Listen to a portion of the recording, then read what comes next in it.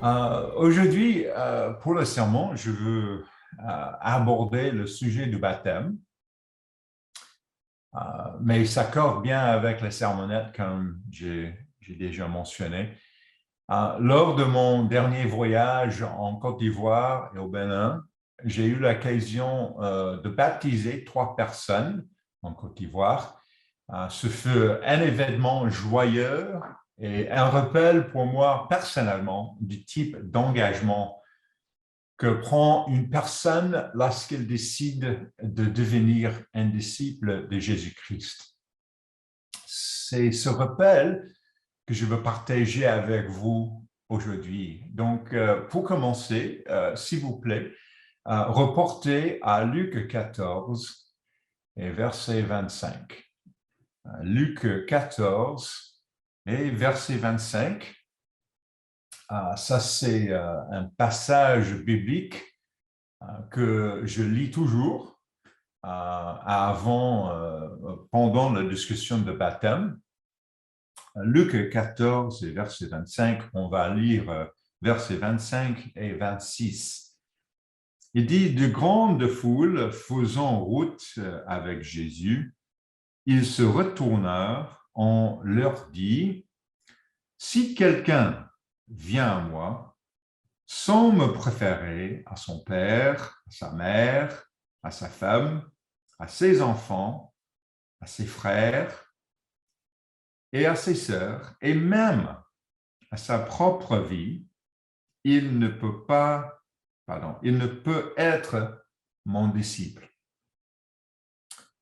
Ce verset décrit un trait caractéristique déterminant de notre engagement à vivre différemment.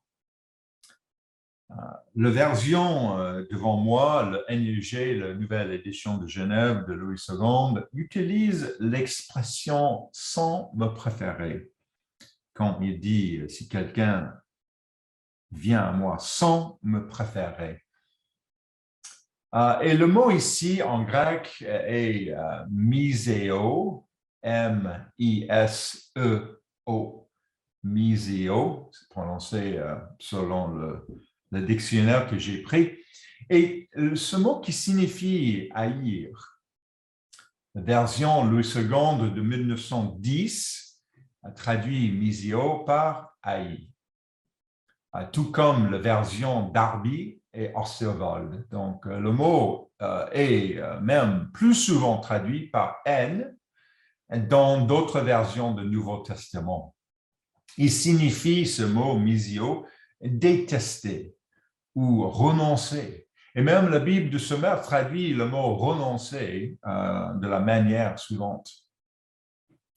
Il y a une idée de comparaison dans ce mot, dans le sens où Jésus se compare aux autres personnes dans la vie d'une personne et dit que nous devons les renoncer en faveur de lui-même. Une interprétation juste du mot, telle qu'impliquée dans la version ici devant moi, le second nouvelle édition de Genève, que nous avons lu. Et on peut dire aussi, nous aimons moins par comparaison. Ça, c'est souvent l'expression utilisée en anglais. Nous aimions moins par rapport ou par comparaison. Pourtant, toute traduction fidèle ne peut pas vraiment échapper au fait que le mot dans la langue originelle est le mot pour haïr ou haine. C'est un mot fort, très fort, chargé d'une grande émotion. Et pour être clair, Jésus ne dit pas à la foule de transgresser le commandement d'honorer à sa mère et son père. Ça, c'est pas le cas. Ils ne prennent pas la haine, mais il faut faire remarquer à la foule rassemblée que si nous désirons le suivre, il ne peut pas y avoir aucune autre personne qui passe avant Jésus-Christ dans notre vie. De plus, en centrant le passage sur la famille, il parle aussi de notre histoire familiale, de notre héritage familial et même notre identité culturelle. Notre père et notre mère physique représentent notre histoire. Et dans ce contexte, chaque famille, dans le contexte du premier siècle, chaque famille est issue d'une tribu particulière d'Israël. Nous ne pouvons pas nous extraire physiquement, bien sûr, de notre famille, de notre communauté, de notre contexte national, mais nous devons également haïr, renoncer et détester cela, comme nous allons les expliquer. Nous verrons plus tard dans l'exemple de Paul qui décrit cela directement. Et j'ai remarqué dans les différents contextes, il y a des contextes du Canada, de la France, de l'Afrique de l'Ouest, la famille est très importante, surtout en Afrique. Et de dire que Jésus-Christ doit être devant le Père, par exemple, ça c'est une bonne chose. Qu'est-ce que ça veut dire, ça? Est-ce que ça veut dire qu'on renonçait à notre famille? Dans un sens, oui, et dans un autre sens, bien sûr, on doit honorer. Donc, Jésus a utilisé un mot très fort pour décrire quelque chose très important, mais c'est compliqué peut-être à comprendre. Et comme pour anticiper le renoncement ultime, il va plus loin au verset 27. Verset 27 maintenant.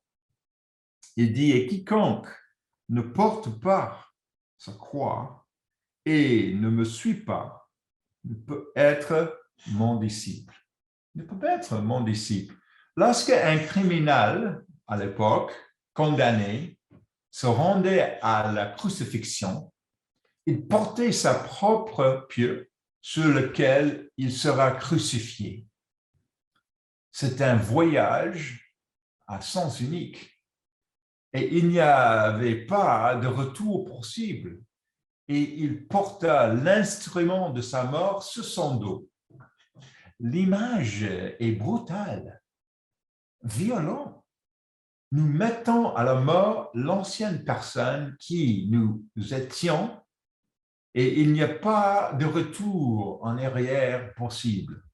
Donc, le mot pour la haine, mettre Jésus-Christ avant la famille, utiliser l'image brutale et violente, qu'est-ce que ça veut dire? Lorsque nous nous sommes réveillés ce matin et que nous nous sommes préparés à venir à l'Assemblée, avons-nous à penser à nous débarrasser de façon brutale et violente à notre ancienne vie, on dit souvent dans l'Église notre vieil homme ou femme, et que nous étions au moment de notre baptême. Parce que ça, c'est notre engagement. Ça, c'est notre engagement quand nous avons décidé d'être baptisés. Et pour les personnes pas encore baptisées, ça, c'est la décision devant vous.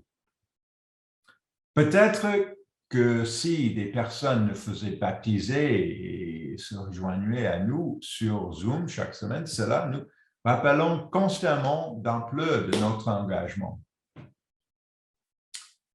Lors de mon premier voyage en Afrique, j'ai accompagné M. Melvin Rhodes au Ghana, il y a longtemps, 15 ans, 17 ans. Et il m'a fait part d'un moment où il y avait des coupes de feu à un poste de contrôle militaire qu'il traversait. Il m'a dit qu'il n'y avait rien de tel que de se faire tirer dessus pour avoir une certaine clarté de l'esprit.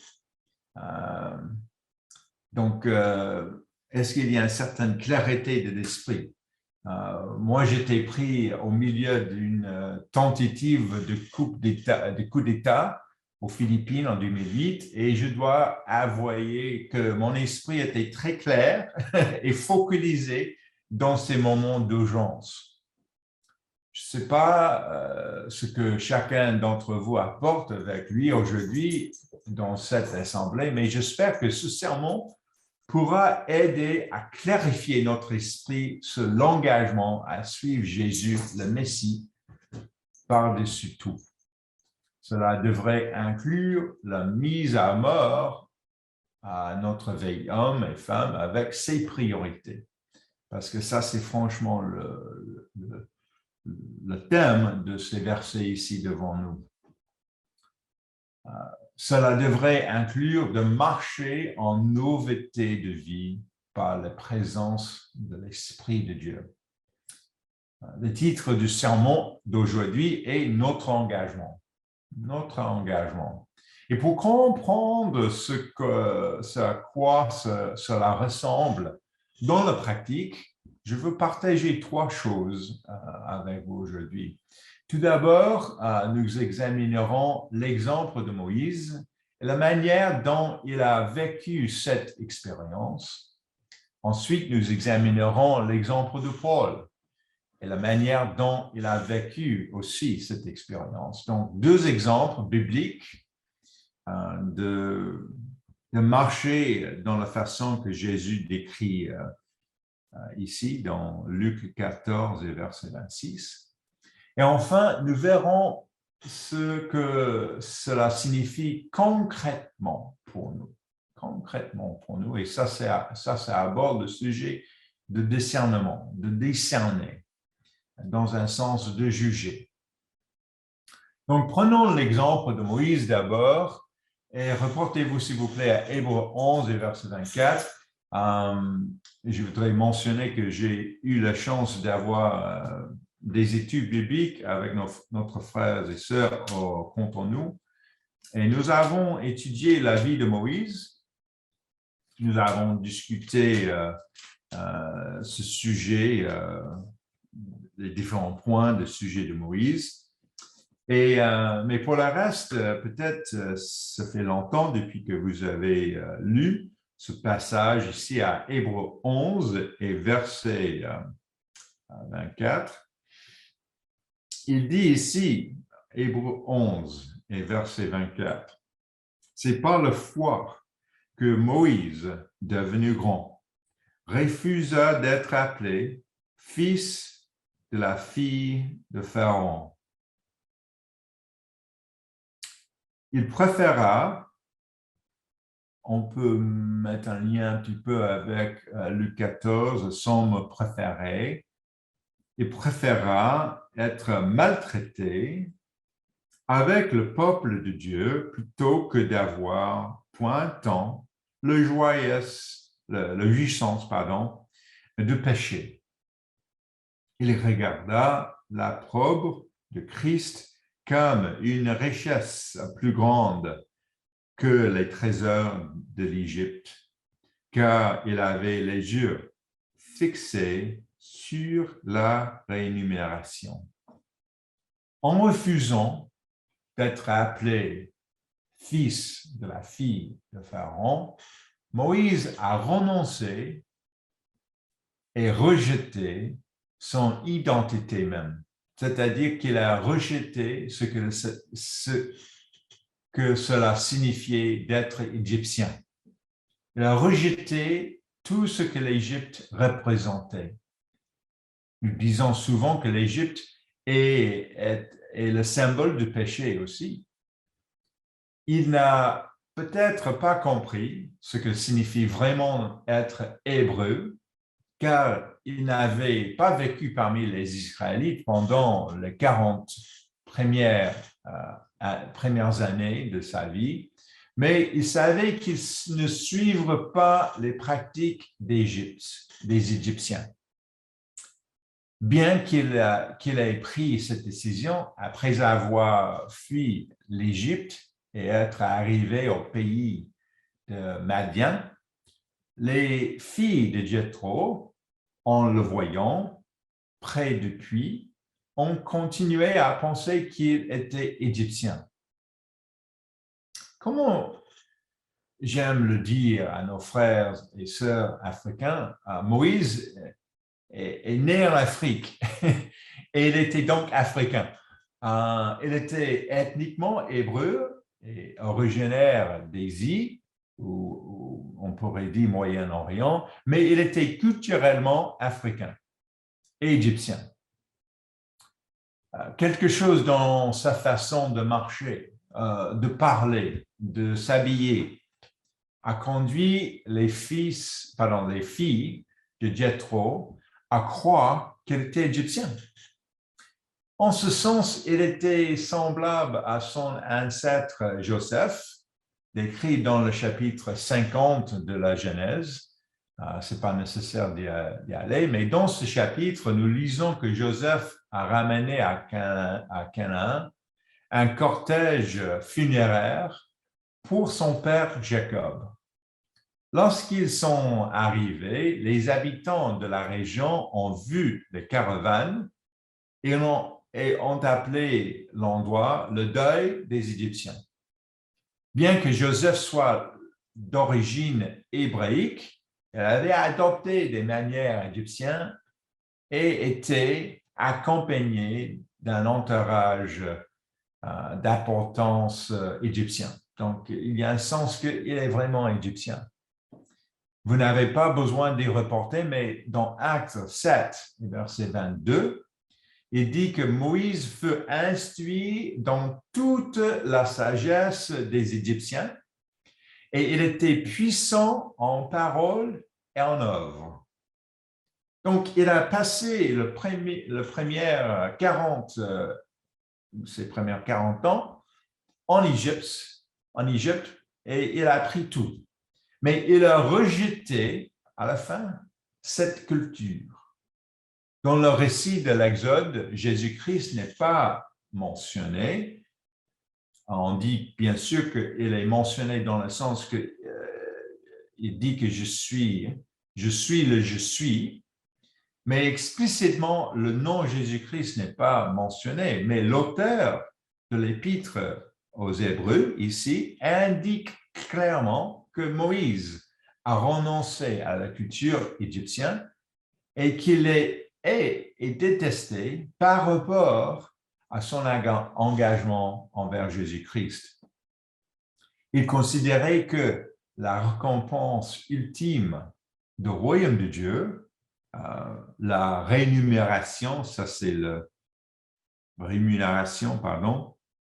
verset 26, avait une valeur bien supérieure à tout ce que l'Égypte avait à offrir.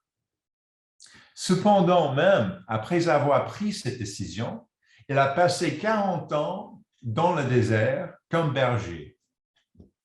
Ce n'est qu'après cette période qu'il était prêt à accomplir la volonté de Dieu de libérer Israël d'Égypte. Peut-être qu'après 40 ans, la façon dont il marchait, parlait et s'habillait représentait une nouvelle identité. Et Moïse est retourné en Égypte à l'âge de 80 ans et il a fait sortir Israël de l'esclavage. Et dans ce processus, il a fait une mention spécifique au baptême, parce que ça, c'est notre sujet aujourd'hui. Donc, voyez-vous reporter à 1 Corinthiens 10, et verset 1, pour voir la discussion de baptême. 1 Corinthiens 10, et verset 1. Donc, 40 ans en Égypte, un autre 40 ans au désert, et à 80 ans, Moïse est peut-être prêt pour le baptême. Il dit dans 1 Corinthiens 10, verset 1, « Frères, je ne veux pas que vous ignorez que nos pères ont tous été sous la nuée, qu'ils ont tous passé au travers de la mer, qu'ils ont tous été baptisés en Moïse dans la nuée et dans la mer, qu'ils ont tous mangé le même aliment spirituel et qu'ils ont tous bu le même bouvrage spirituel, car ils buvaient à un rocher spirituel qui les suivait, et ce rocher était Christ. Moïse a été baptisé avec tous ceux qui l'ont suivi. Il est dit que tout Israël a été baptisé en Moïse, mais certaines traductions anglaises lisent « Ils ont tous été baptisés en suivant Moïse à travers la mer ». Et je pense que cette traduction est meilleure. Ils ont tous été baptisés en suivant Moïse à travers la mer. Lorsque Moïse a accepté de retourner en Égypte et d'affronter le Pharaon, il a accepté la possibilité d'être tué. Néanmoins, il s'est soumis à Dieu et a suivi ce que Dieu voulait. Il a suivi Jésus-Christ comme il est dit ici au verset 4, et a été symboliquement baptisé dans la mer Rouge.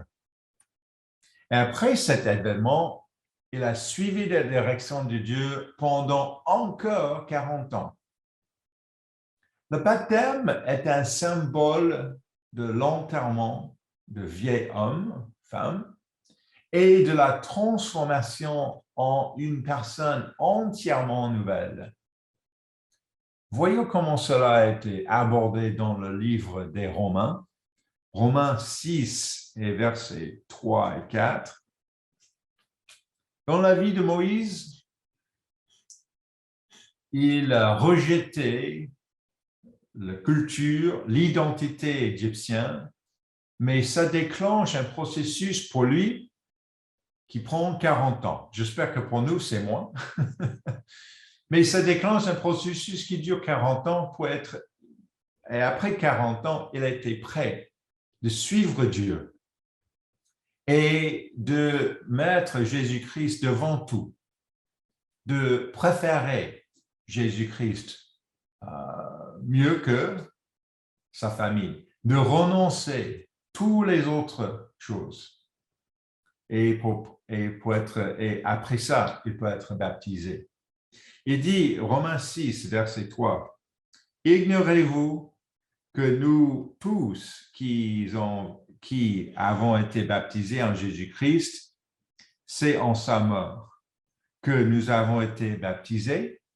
Une question. Et la réponse, verset 4, « Nous avons donc été ensevelis avec lui par le baptême en sa mort, afin que, comme Christ est ressuscité des morts par la gloire de Père, de même, nous aussi, nous marchions en nouveauté de vie. » Moïse devait marcher en nouveauté de vie.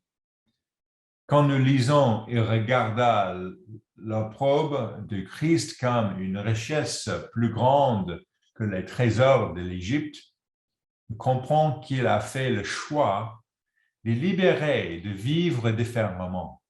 Il a fait de la direction de Jésus-Christ sa priorité. Vous n'avez pas besoin de vous y reporter, mais il est dit dans Galates 3 et verset 27, « Vous tous qui avez été baptisés en Christ, vous avez revêtu le Christ. » Revêtu. Une traduction anglaise dit « Nous sommes revêtus du Christ ». Une autre dit « Nous revêtons l'apparence familiale de Christ ». Jésus-Christ reflète l'image de Dieu, le Père. Et quand quelqu'un nous voit-il l'image de Jésus-Christ? Que voit-il? Quelle image et quel reflet représentons-nous? Moïse a passé d'hébreu à égyptien en tant qu'enfant, puis d'Égypte d'Égyptien à Hébreu en exil dans le pays de Madian. Et enfin, il est passé de l'exil à être un disciple de Christ. Le parcours de Moïse peut éclairer notre parcours vers notre identité spirituelle. Lorsque nous rencontrons de nouvelles personnes, quelle identité culturelle voit-elle en premier? Celle de notre famille, de notre père, de notre mère, ou celle d'un disciple de Christ? Malgré ses imperfections, Moïse a renoncé et à faire passer Jésus-Christ avant son père et sa mère, sa famille et même ses propres désirs. Il a vécu sa vie en s'efforçant de suivre la direction de Jésus-Christ. C'est une histoire très intéressante. J'espère que vous pouvez étudier davantage la vie de Moïse. Nous avons juste abordé quelques points. Il a rejeté et renoncé. Il a détesté même son culture égyptienne. Maintenant, regardons l'exemple de Paul. Deuxième point, les exemples de Paul. Reportez-vous, s'il vous plaît, à Philippiens, chapitre 3 et verset 3, pour commencer cette discussion de la vie de Paul. Parce que Paul aussi a renoncé son héritage en faveur de Christ, de Jésus-Christ. Philippiens 3 et verset 3. Il dit, Philippiens 3, je vais juste vérifier que ça c'est le cas. Voilà. Il dit, car les circoncis, c'est nous, qui rendons à Dieu notre culte par l'Esprit de Dieu, qui nous glorifions en Jésus-Christ et qui ne mettons point confiance en la chair. Point confiance en la chair. Paul adresse ici à l'Église et il indique clairement où nous devons placer notre confiance. Nous devons placer notre confiance dans ce que Jésus-Christ fait dans nos vies et dans les priorités que nous décidons pour nous-mêmes. Pas pour nous-mêmes, mais par les priorités de Jésus-Christ. Nous ne pouvons et nous ne devons pas placer notre confiance dans ce que nous pouvons réaliser par nous-mêmes. Poursuivons avec verset 4. Moi aussi, cependant, j'aurai sujet de mettre ma confiance en la chair. Si quelqu'un croit pouvoir se confier en la chair, je le puis bien davantage. Et maintenant, il récite les différentes choses. Il dit, verset 5, moi, circoncis le 8e jour de la race d'Israël, de la tribu de Benjamin, Hébreu né d'Hébreu, quant à la loi, pharisien, quant aux zèles, persécuteurs de l'Église, irréprochable à regard de la justice et de la loi. Mais, regardez verset 7, toutes ces choses qui étaient pour moi des gains, je les ai regardées comme une perte à cause de Christ.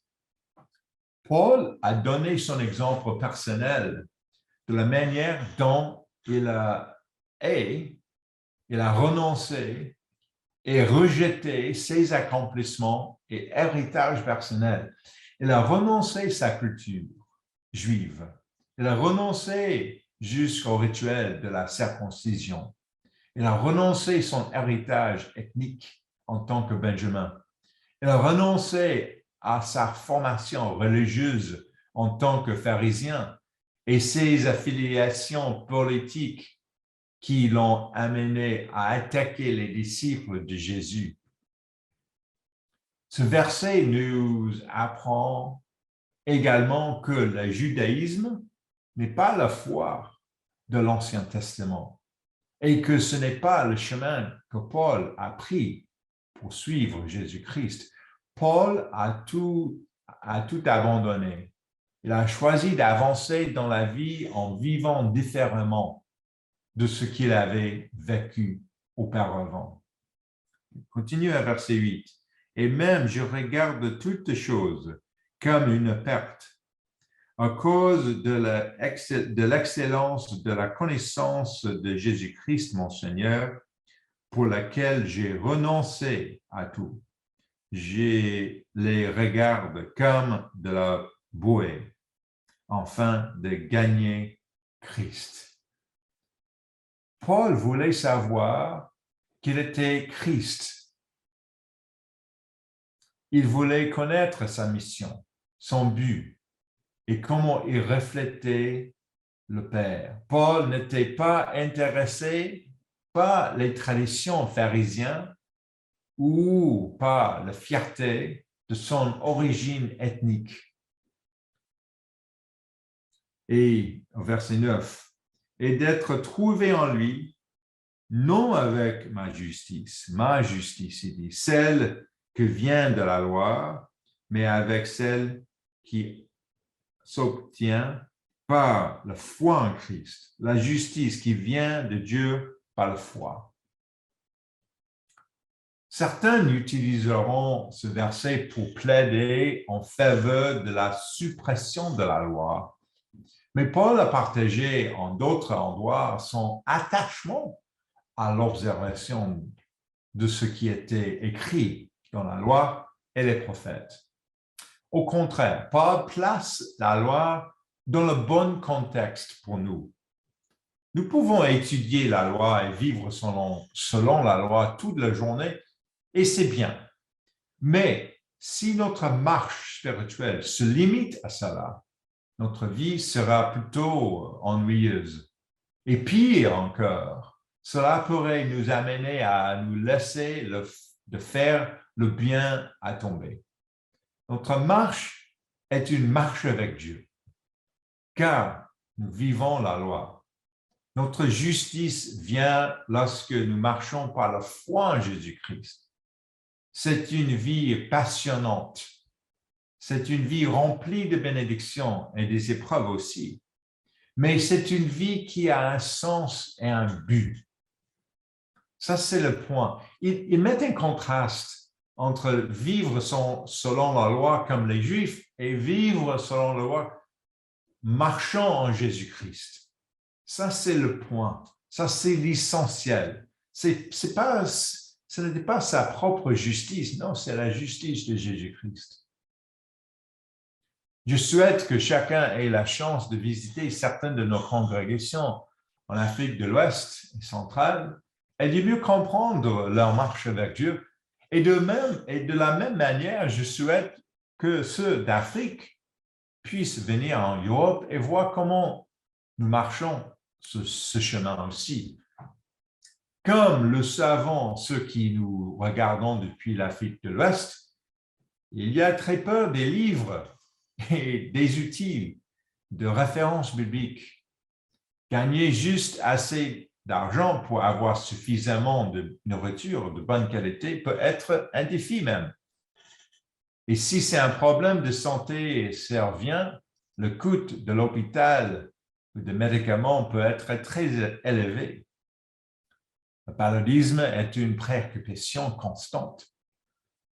Tout comme les personnes corrompues qui veulent vous voler. La salle d'assemblée, si elle existe, n'a souvent pas des tapis, des rideaux, d'air conditionné ou d'autres choses. Il n'y a pas souvent de nourriture appelée à l'assemblée.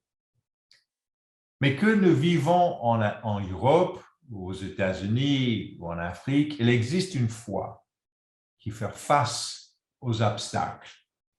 Il y a une foi qui dit que Dieu sera là pour moi.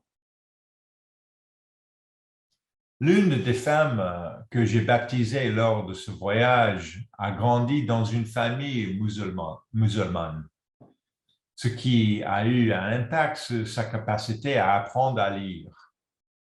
Elle a appris à connaître Dieu et Jésus-Christ à travers l'exemple d'un leader local de l'Église de Dieu.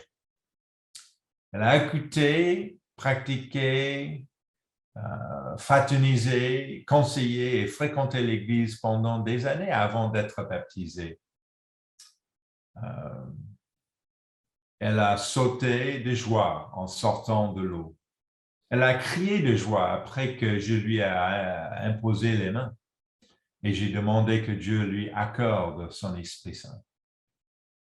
Elle aura ses épreuves, comme nous avons les nôtres. Mais depuis des années que je parle avec elle, je sais qu'elle a une force tranquille qui vient du fait qu'elle sait qu'elle est sous l'autorité de Dieu, sous sa protection et sous sa direction.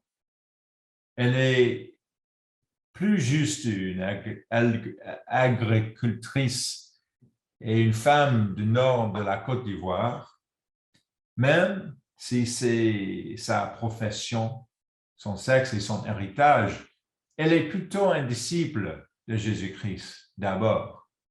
Et sa justice vient de la loi, vient de la foi en Jésus-Christ et en Dieu le Père, alors qu'elle écoute et se soumet aux choses enseignées de l'Église. Ça, c'est le sens de verset 9.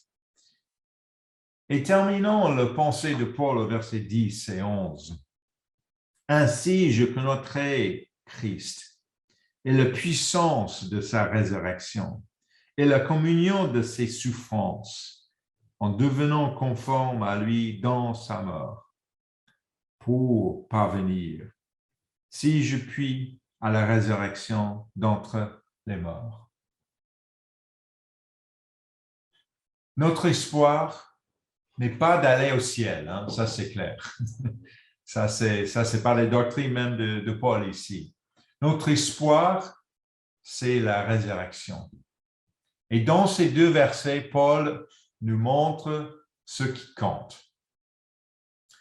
Peu importe que nous essayions de suranalyser chaque aspect de la loi de l'Ancien Testament, au moins que ce ne soit dans le but de savoir qui est Jésus-Christ, car rappelez-vous que lorsque nous avons vu Jésus, nous avons vu le Père.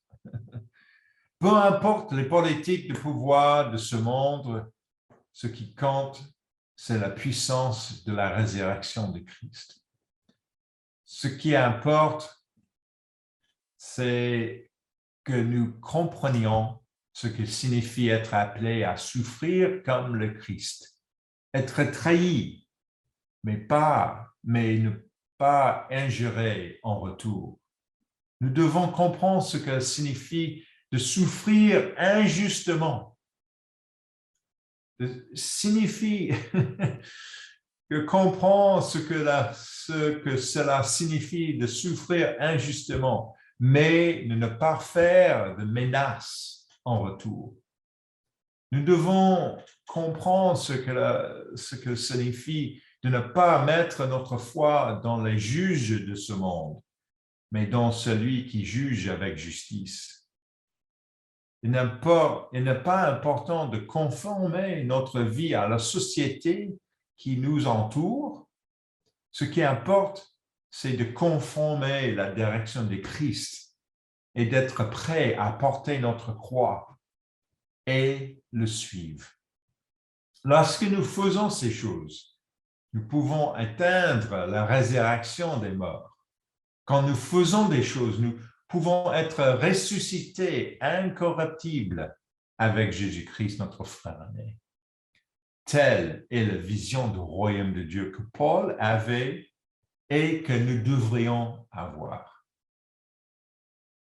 Encore une fois, peut-être ce soir, vous pouvez lire davantage tout le chapitre de Philippiens 3 pour comprendre tout le contexte. Mais pour Paul, la chose qui compte, c'est Jésus-Christ. Ce n'est pas son culture, ce n'est pas son héritage.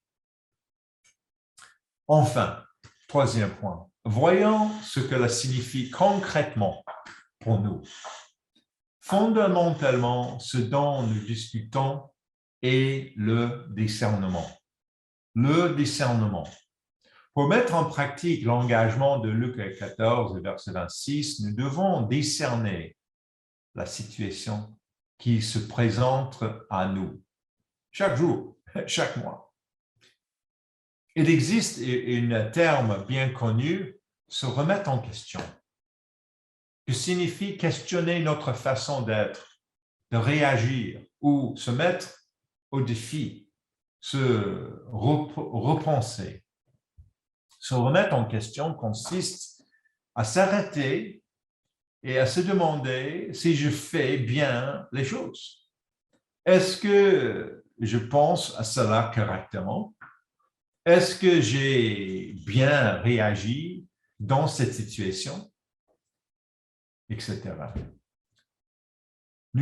Nous avons des conversations, nous regardons des films, nous surfons, on dit, sur l'Internet. Nous lisons un livre, nous regardons les infos, et ce sont toutes des données qui façonnent nos pensées. Ça, c'est la chose qui vient. Et de nos pensées découlent nos comportements et la façon dont nous réagissons. Mais se remettre en question, c'est examiner toutes ces choses, et plus précisément notre être, et se demander si c'est ainsi que cela doit être. En d'autres termes, est-ce que cette réaction, cette pensée est vraiment la personne que je veux être? Est-ce que cette réaction, cette pensée est vraiment la personne que je veux être? Est-ce que la personne que Dieu veut que je sois? Mes mots, mes tons, mes réactions sont-elles cohérentes avec le fait d'être revêtu du Christ? Est-il temps de se repentir? Est-il temps de changer? Regardez avec moi Romains 12 et verset 2. Romains 12 et verset 2. Romains 12 et verset 2. Il dit, ne vous conformez pas au siècle présent, mais soyez transformés par le renouvellement de l'intelligence, afin que vous discerniez quelle est la volonté de Dieu, ce qui est bon, agréable et parfait. Nous devons faire preuve de discernement. Cela signifie être constant dans la prière et régulier dans l'étude de la Bible. Cela signifie demander conseil.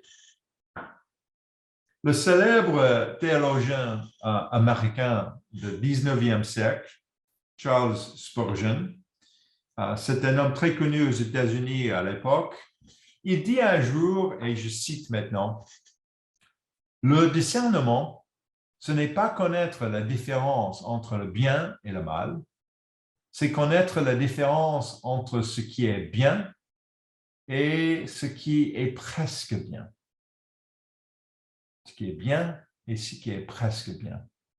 Malheureusement, il semble que notre culture ait progressé à un point qu'il y a il n'y a pas beaucoup de presque bien. Le noir et le blanc, le haut et le bas, et tout est changé. Mais je crois qu'il est important de considérer les concepts quand même de cette citation. Avoir presque raison n'est pas la même chose que d'avoir raison. 1 Thessaloniciens 5, verset 21 dit « Mais examinez toutes choses, retenez ce qui est bon. » Nous devons remettre en question nous devons décerner, nous devons examiner, nous devons juger. Ça, c'est le sujet de la sermonnette. Nous devons tester les choses selon les normes des Écritures, de la Bible, pour savoir si la façon dont nous nous comportons est conforme à celle d'un disciple de Jésus-Christ. Nous avons lu deux passages dans la sermonnette de Paul, une dans 2 Corinthiens 13 et une autre dans 1 Corinthiens 11. Donc, reportez-vous, s'il vous plaît, à 1 Corinthiens 11, encore une fois, parce que nous avons lu jusqu'au verset 28, je crois, mais je voudrais lire verset 31. Donc, 1 Corinthiens 11 et verset 31. Verset 31. Le contexte de ce verset nous indique que Paul corrigeait l'Église sur la façon de célébrer la Pâque. Il ne le faisait pas correctement. Mais remarquez, il ne gardait pas Noël, ne gardait pas une fête païenne. Il est en train de célébrer le Pâques, mais il ne faisait pas correctement. Il explique son iniquitude dans les versets précédents. Nous avons lu dans le sermonnette. Puis au verset 31, il leur donne le message essentiel. Essentiel. Il dit, verset 31, « Si nous nous jugions nous-mêmes, nous ne serions pas jugés. » J'aime comment la Bible de Semeur traduit ce verset. Elle dit, si nous discernons ce que nous sommes, nous ne tomberons pas sous le jugement. Nous devons décerner si notre propre comportement est conforme à la volonté et à la direction de Dieu pour notre vie. Si nous ne le faisons pas, nous risquons de ne pas être à la hauteur devant le jugement de Dieu. C'est une question de discernement, de juger, comme le sermon, comme M. Pablo Figueroa a mentionné. Pour ceux qui ont visionné le baptême, j'espère que ce message vous a aidé à réfléchir plus profondément sur l'engagement que vous envisionnez. Pour ceux d'entre nous qui sont baptisés, j'espère que ce message est un rappel pour rester vigilants dans notre marche avec Dieu, qui exige un examen de constant de soi. L'Esprit de Dieu devrait toucher nos cœurs et nous indiquer les domaines qui ont besoin d'être travaillés. J'espère que nous sommes à l'écoute. J'espère qu'on peut vraiment comprendre la signification de Luc 14 et verset 26 et de mettre Jésus devant tout, devant notre famille, devant notre héritage, devant notre propre personne, devant notre propre idée. Donc, merci. Et je vous souhaite un bon sabbat et j'espère qu'on peut fraterniser un petit peu après l'assemblée. Merci.